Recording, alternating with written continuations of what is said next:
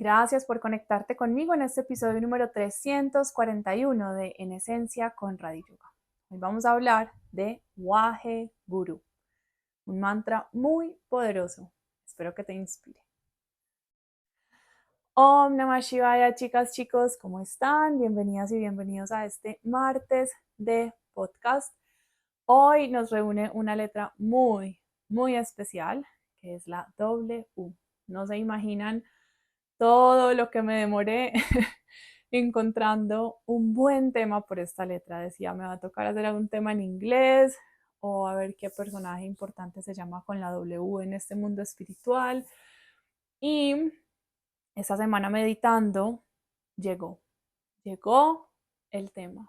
Wahe Guru. Wahe Guru. Es un mantra muy especial, es un mantra que nos habla de nuestra luz interior, de nuestro maestro interno, esa luz que nos asombra cuando realmente la seguimos, cuando simplemente nos postramos ante nuestras guías internas y nos permitimos ese asombro de lo que es la vida, de lo que es la realidad, cuando nos postramos humildemente a lo que es y punto. Entonces hoy vamos a hablar de este mantra y vamos a hablar también un poquito de dónde viene este mantra, así como su contexto histórico, porque me parece hermoso y creo que tiene una enseñanza muy especial el contexto de este mantra, de este Wahe Guru. Wahe Guru está escrito en Gurmukhi, que es otro de los idiomas en los cuales está mucha información o muchos textos sagrados que están influenciando el yoga, que influencian como mucho la tradición oriental.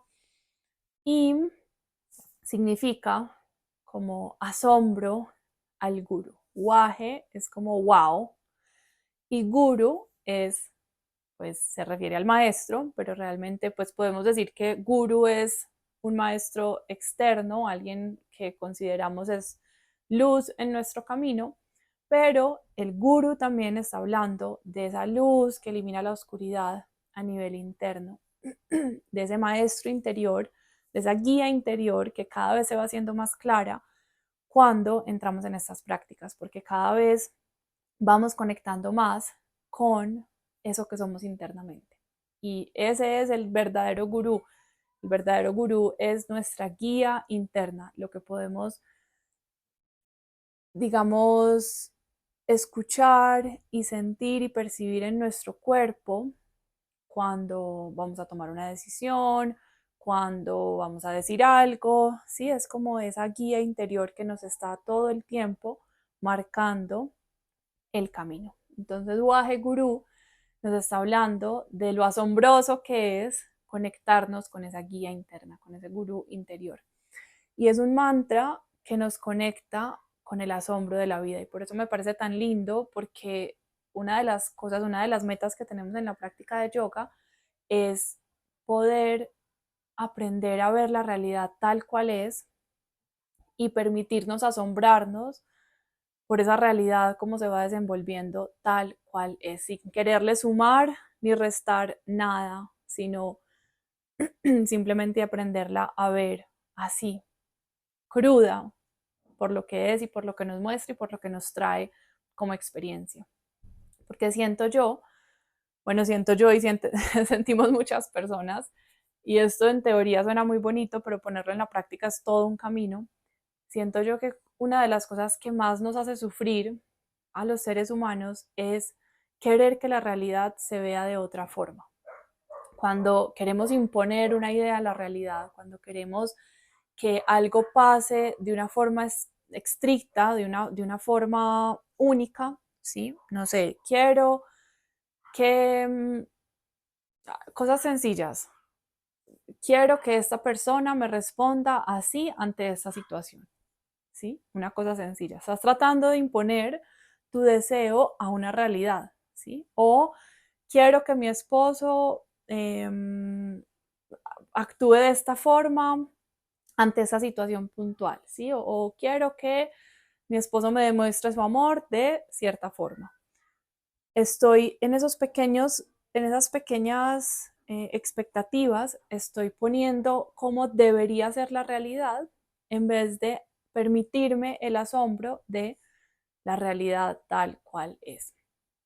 Y cuando quitamos expectativas, hay una frase que tiene mi esposo que sacó de un libro y que me la repite mucho. Él dice, la felicidad es la relación que hay entre las expectativas y lo que realmente pasa. Cuando hay mucha expectativa y pasa lo que pasa, a veces no hay tanta sensación de satisfacción porque la expectativa estaba muy elevada y lo que pasó realmente estaba muy lejos. Si yo reduzco mis expectativas, no es que reduzca mi confort, no es que reduzca, no es que me quede confort, no es conformismo, ¿sí? Sino capacidad de asombro. Si yo reduzco mis expectativas y me permito el asombro, entonces muy seguramente va a haber mucha mayor sensación de felicidad y de gratitud y de presencia y de Wahe Guru, ¿sí? Porque estoy permitiéndome ver y asombrarme por la realidad como es, no por lo que debería ser, ¿sí? Eso es Wahe Guru. ¿No les parece hermoso? A mí me parece increíble. Bueno, ahora hablemos de lo que se trata de la historia de el Wahe Guru. Wahe Guru es un mantra que a nosotros en Occidente nos llegó del Kundalini Yoga. Kundalini Yoga es una de las ramas que nos llegó a nosotros a Occidente y como casi todas las ramas que nos llegó a nosotros a Occidente, fueron aproximaciones al yoga que hizo cada uno de los maestros que nos llegó acá, que nos llegaron acá. Obviamente eso en India también sucedió y en todas partes sucede exactamente lo mismo. Cuando yo cojo un artista y estudio la línea de ese artista, pues ese artista tiene una forma de expresar la pintura.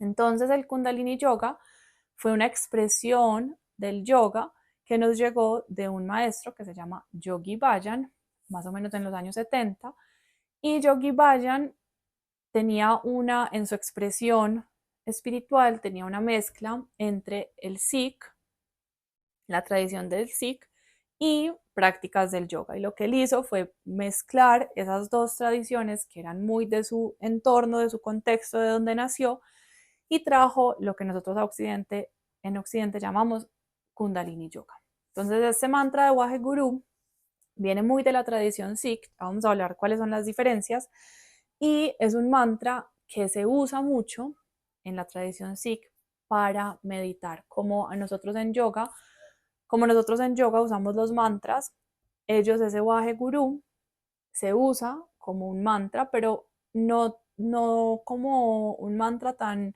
estricto como los mantras védicos, ¿sí? Que tienen su Villa Mantra y que son mula mantras y que son cápsulas muy poderosas como de vibración, sino que estos mantras Sikh son más mantras devocionales que se usan para conectarse con la vida desde un lugar amoroso. Entonces tienen, digamos, otra estructura, tienen otro nacimiento, tienen otra intención, menos rígida y menos ortodoxa que los mantras védicos, que sí son mucho más, digamos, rigurosos y tienen unas métricas y tienen toda una ciencia detrás. Estos son más como cantos devocionales, pero se usan de la misma manera, se usan como repetición interna para tener un mantra, como un diálogo interno positivo, ¿sí? Como recordarnos, en este caso con Wahe Guru, recordarnos constantemente el asombro de la vida, el asombro de la vida, ¿sí?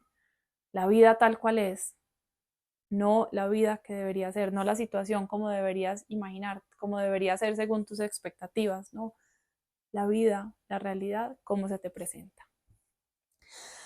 Entonces, a mí me encantaría aprovechar esta oportunidad que nos trae el Wahe Guru para hablar un poquito de la tradición Sikh, porque me parece que tienen unos pilares muy especiales y que nos pueden dar muchas luces en nuestra vida. Entonces, como les mencionaba, Yogi Bhajan, cuando trajo a Occidente lo que llamamos nosotros Kundalini Yoga, mezcló dos cosas que en India no estaban mezcladas y era la tradición Sikh y el yoga. Entonces, Yogi Bhajan en Kundalini Yoga mezcló los cantos, toda esa parte devocional, toda esa idea de la vida, del amor hacia la vida y especialmente de los cantos devocionales del sijismo y las prácticas del tantra, las prácticas, digamos, más de yoga, que también llegaron pues como a Occidente y creó lo del Kundalini Yoga. El sijismo, el Sikh, viene de un maestro que se llama Guru Nanak. Guru Nanak nació en el norte de la India en el siglo XV y nació en un momento donde había mucha tensión entre los musulmanes y los hindúes. Yo no sé si ustedes saben, pero en India hay muchos musulmanes porque están pues muy cerca y han sido, bueno, han tenido conquistas y de hecho India era mucho más grande antes y cogía una gran parte de la religión musulmán. Entonces Guru Nanak nace en el norte de la India en un momento donde hay mucha tensión entre los musulmanes y los hindúes, la religión del hinduismo. Y Guru Nanak crece como en esa tensión y él entiende, él llega a un punto en su vida, en su camino espiritual, donde él dice, es que no, el camino no es por ahí. Yo no soy ni musulmán, ni soy hindú, soy un buscador de la verdad. ¿Sí? Y la verdad está más allá de cualquier religión, está más allá de cualquier forma, está más allá de cualquier creencia. Entonces él, así como Buda, así como Jesús, Guru Nanak es otro grandísimo maestro, crea su propio camino y le llama el Sikh Dharma. Dharma significa camino o significa lo correcto, ¿sí? Lo que está bien hacer, lo adecuado, pero en muchas tradiciones lo traducen como camino. Y Sikh quiere decir buscador. Entonces el Sikh Dharma es el camino del buscador espiritual. Y Guru Nanak empieza a crear su propio camino, su propia expresión de espiritualidad, saliéndose de lo que culturalmente estaba sucediendo. Es una historia muy parecida a la de Buda. Buda hizo exactamente lo mismo. Jesús hizo exactamente lo mismo. ¿Qué pasa con estos personajes? Que vuelven y recuerdan que la espiritualidad está más allá de cualquier institución, más allá de cualquier religión. Hay que separar. Esto es fundamental en la espiritualidad. Hay que separar qué es institución, qué es religión y qué es espiritualidad. Entonces Guru Nanak crea su movimiento, este movimiento se empieza a volver muy grande, es un movimiento que tiene millones de seguidores en India y Yogi Bhajan, muchos siglos después, nace en una familia Sikh. Los Sikh no tenían práctica de yoga, los Sikh los Sikh eran como personas normales, porque uno de los principios de ellos era que no había que huir del mundo, entonces rechazaban mucho como esas ideas del yoga del momento, en el momento en que Guru Nanak nace, había una tendencia muy al rechazo del cuerpo, a que había que aislarse del mundo, porque el mundo era mundano, muy de rechazo del cuerpo también, de rechazo del mundo en general, sí, eran prácticas muy ascetas, muy de retirarse. ¿Qué pasa con los tántricos? Los tántricos también llegan a revolucionar eso y a decir, no, no, no, la vida es bonita, el cuerpo es bonito, se puede estar en la vida y ser espiritual. El cuerpo hay que amarlo, hay que quererlo, no rechazamos el cuerpo levantando el brazo para el resto de la vida o caminando en clavos y en fuego. No, ayunos extremos, no. Los tántricos también vienen a dejar ese mensaje. Guru Nanak también deja ese mensaje de la vida no se rechaza. ¿Sí? Entonces los Sikhs son personas que viven en el mundo, trabajan en el mundo y dentro de sus prácticas estaba la meditación con mantras devocionales, no mantras védicos, sino mantras devocionales como el Waheguru, Kongar, Satnam, ¿sí? Mantras que nosotros ya tenemos muy incorporados también y los hemos escuchado seguramente porque en el Kundalini Yoga se volvieron muy importantes por lo que les mencionaba. Entonces las prácticas de los Sikh eran la meditación, el trabajo como forma de ofrenda, ¿sí? Trabajar en la vida normal y verlo como un acto de servicio. Y también otra de sus prácticas, otros de sus pilares fundamentales era compartir. El que tiene, comparte. Si yo tengo, comparto con el que no tiene. Eso a mí me parece hermoso y por eso uno de los pilares o una de las prácticas que más se ve en India cuando uno va a los templos de los Sikh es que dan comida gratis, porque hay que compartir, ¿sí? No nos podemos quedar con todo nosotros. Está bien asegurarnos una vida cómoda, pero luego seguramente si tenemos más, que lo podamos compartir, ¿sí? Que lo podamos dar a los demás. Entonces, Guru Nanak hace este camino, esta tendencia devocional y tienen esos tres pilares que son meditación con japa, pero devocional, ¿sí? Estar todo el tiempo recordándonos esa actitud ante la vida de asombro, de Wahe Guru, de que la luz está dentro, de la vida tal cual es, ¿sí? De estar completamente dichosos y dichosas de cómo se presenta la realidad. El segundo principio que ya les dije, trabajar, el trabajo como vida, como el trabajo como camino, ¿sí? De servicio, que se llama Kirat Karni. El japa, la meditación anterior que les dije, se llama igual que en yoga, Nam Japa, ¿sí? Japa Meditation, japa con el nombre de Dios. Y luego el Ban Chakna, que es lo que les compartí del tercer pilar, que es el compartir con otros. Entonces esas eran las tres prácticas del Sikh. Miren que no había yoga, no habían posturas, no había pranayama, no había meditación, porque además todo eso se fue también creando en esa misma época. Los tántricos nacen más o menos en esa misma, o se empieza a desarrollar más o menos también en el siglo XV, como toda esta idea ya más completa del yoga, y hasta 1900, hasta el siglo pasado, fue que se empezó realmente a consolidar lo que nos llegó a nosotros como yoga, a Occidente. Realmente lo que a nosotros nos llegó como yoga es algo muy nuevo, que viene de unas raíces muy antiguas, pero que son expresiones muy nuevas, ¿sí?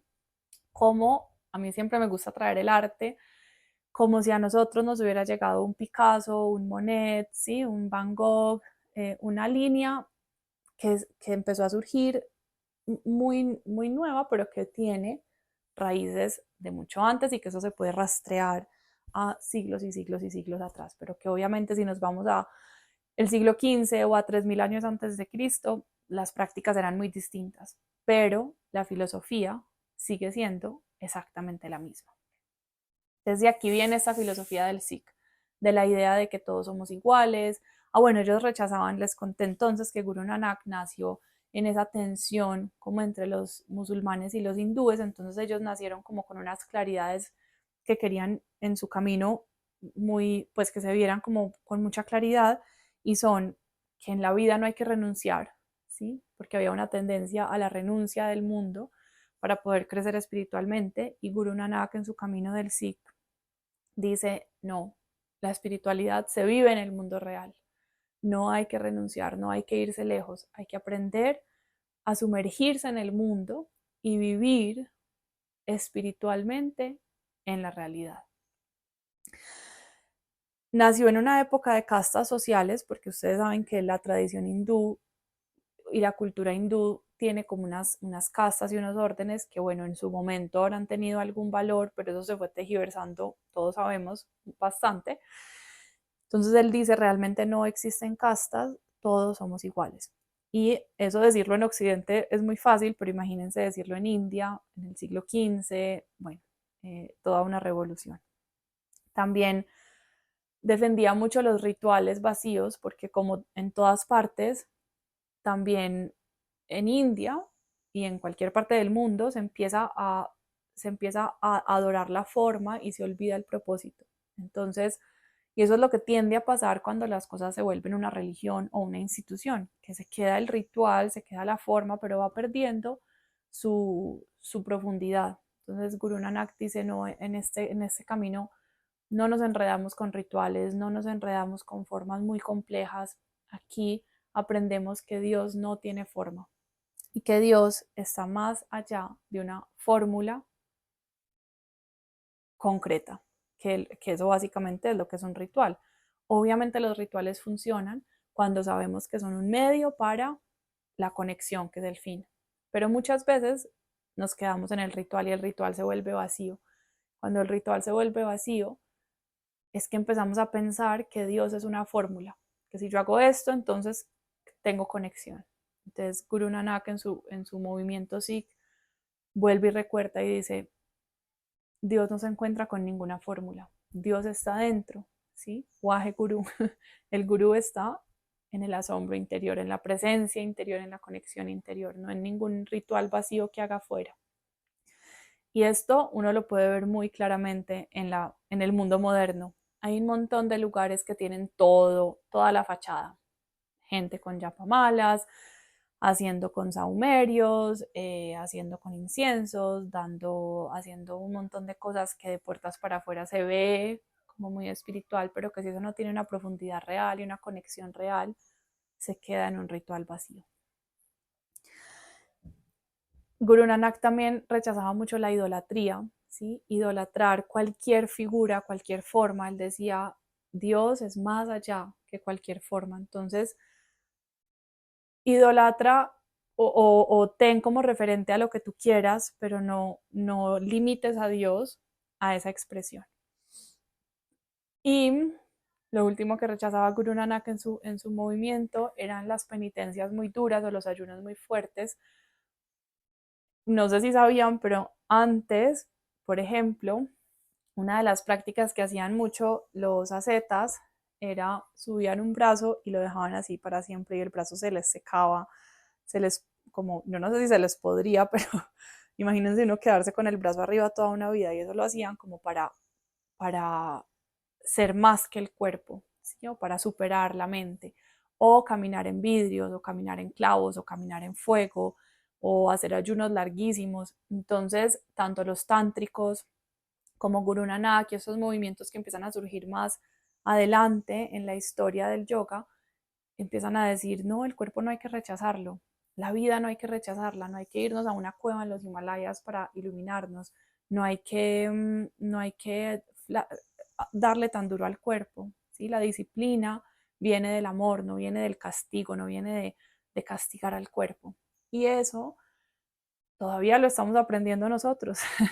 Todavía en el siglo XX, bueno, ay, yo no sé en qué siglo estamos, en el siglo XXI, todavía en el siglo XXI seguimos teniendo dificultad con eso. Creemos que hay que tallar el cuerpo, creemos que la relación con el cuerpo es de castigo, de dolor, ¿sí? Piénsenlo solamente a veces en la relación que tenemos con el ejercicio.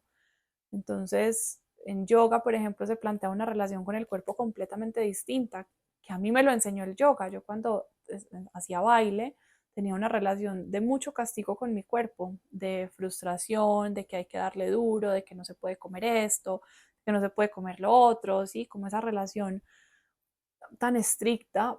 Yo siento que viene un poco de esa misma idea, de que al cuerpo hay que como darle duro, ¿sí? Como, no sé, como es como una relación de mucha agresividad hacia nosotros mismos y hacia nosotras mismas. Y Guru Nanak en su movimiento dice algo espectacular, dice, la disciplina no viene desde ahí, tiene que venir desde el amor, del amor por el cuerpo. Yo como bien porque amo mi cuerpo, no porque no me pueda engordar 3 kilos o no porque, no, eso no me lo puedo comer. No, yo como bien porque amo mi cuerpo y lo quiero cuidar. Yo hago ejercicio porque amo mi cuerpo y quiero que esté bien. Y fíjense que eso cambia completamente la relación con el ejercicio, con la alimentación, con el cuerpo. Entonces nos parece rarísimo que alguien suba el brazo y lo deje arriba para toda la vida, pero no nos parece rarísimo que alguien se restrinja un montón en sus gustos, en sus placeres, en el amor hacia la vida. Bueno, a mí eso me pareció muy bonito cuando lo leí, esa frase de la disciplina debe venir del amor y no del castigo. Y él se estaba refiriendo obviamente a las personas que hacen ayunos fuertes o lo que ya les comenté, prácticas muy atroces, pero nosotros lo podemos traer hoy esa enseñanza y pensar cómo nos relacionamos con nuestro cuerpo y con nuestra mente, porque todos estos caminos, el tantra, el yoga, pues el yoga que nos llegó a nosotros, que es de los tántricos, Guru Nanak, todo lo que nos llegó a nosotros a Occidente, tiene un mensaje de amor y no de autoflagelación, no de castigo. Entonces, bueno, eso me pareció muy bonito. Y de aquí, chicas, chicos, viene y nace el mantra de Wahe Guru. Entonces es un mantra muy especial, es un mantra que viene de otro linaje distinto al que yo estoy formada, y si hacen, por ejemplo, la maestría en yoga, usamos los mantras védicos, usamos los mula mantras, tienen una estructura, se usa el yapamala para meditar, tienen unos ritmos, ¿sí? Tienen como toda una ciencia detrás. Como lo explica Guru Nanak, estos son mantras más de devoción que se pueden simplemente repetir o cantar. Una de las prácticas también más importantes para los Sikh es el canto, entonces por eso en Kundalini Yoga el canto es tan importante. Y bueno, esto es lo que nos trae este mantra del Waheguru, lo que les quería compartir, una enseñanza muy bonita para resumir. Entonces tenemos el asombro de la vida, conectarnos con la vida desde su realidad. Lo más lindo de la vida es cuando logramos verla por lo que es y no con todos los filtros y expectativas que nosotros le queremos poner. Eso es Waheguru. Y también recordar esos tres pilares o esos tres principios de los Sikh, que es de donde viene este mantra. El primero, repetir los nombres de Dios, tener siempre en la mente ese Waheguru, ese mantra personal o esa intención de devoción ante la vida. 2, entender el trabajo como una ofrenda. Y 3, compartir con los demás y cantar. ¿Sí? Esa es la enseñanza de los Sikh. ¿Sí? Y yo le agregaría lo de la relación con el cuerpo y la mente. La disciplina viene del amor y no del castigo. Bien, chicas, chicos, espero les haya gustado este podcast y este episodio tanto como a mí. Recuerden que todo lo que comparto está en www.radiyoga.com. Ahí van a encontrar los cursos, los talleres, los retiros y todas las formaciones que tengo para ustedes. Son increíbles.